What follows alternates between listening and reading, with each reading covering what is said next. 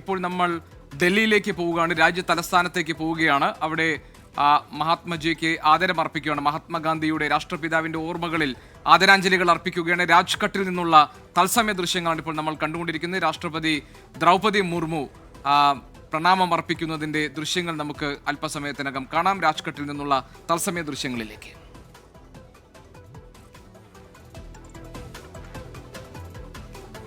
രാജ്ഘട്ടിൽ നിന്നുള്ള ദൃശ്യങ്ങളിലേക്കാണ് പോകുന്നത്. ഗാന്ധി സമാധി ദിനത്തിൽ അദ്ദേഹത്തിൻ്റെ ഓർമ്മകൾക്ക് മുന്നിൽ പ്രണാമം അർപ്പിക്കുകയാണ് രാഷ്ട്രം. ഇപ്പോൾ അവിടെ നടക്കുന്ന ചടങ്ങുകൾ നമുക്ക് കാണാം. ഗാന്ധി രക്തസാക്ഷിത്വ ദിനമാണ് ഇന്ന്. അദ്ദേഹത്തിൻ്റെ ഓർമ്മകൾക്ക് മുന്നിൽ പ്രണാമം അർപ്പിക്കുകയാണ് പ്രധാനമന്ത്രി നരേന്ദ്രമോദി, അതോടൊപ്പം തന്നെ രാഷ്ട്രപതി ദ്രൗപദി മുർമു എന്നിവരുണ്ട്.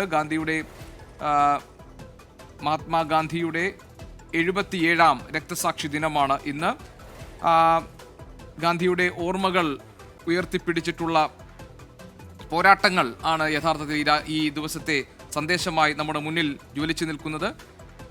ഇപ്പോൾ ബൽറാം നെടുങ്ങാടി നമ്മളോടൊപ്പം ഉണ്ട്. ബൽറാം, ബാപ്പുജിയുടെ ഓർമ്മകളിലാണ് രാഷ്ട്രമുള്ളത്.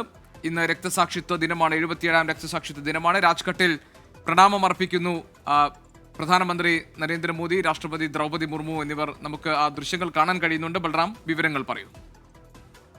ഗോപികൃഷ്ണൻ, രാജ്യം ഇന്ന് രാഷ്ട്രപിതാവ് മഹാത്മാഗാന്ധിയുടെ രക്തസാക്ഷിത്വത്തിന്റെ 77ാം വാർഷികത്തിന്റെ ഓർമ്മകളിലാണ്. ഇതിൽ പ്രധാനമായ ഔപചാരിക ചടങ്ങാണ് ഇപ്പോൾ നടക്കുന്നത്. രാഷ്ട്രപതി ദ്രൗപദി മുർമു, പ്രധാനമന്ത്രി നരേന്ദ്രമോദി, പ്രതിരോധ മന്ത്രി രാജ്നാഥ് സിംഗ് അടക്കമുള്ള പ്രമുഖ നേതാക്കൾ എല്ലാവരും തന്നെ ഈ ചടങ്ങിനായി രാജ്ഘട്ടിൽ എത്തിയിട്ടുണ്ട്.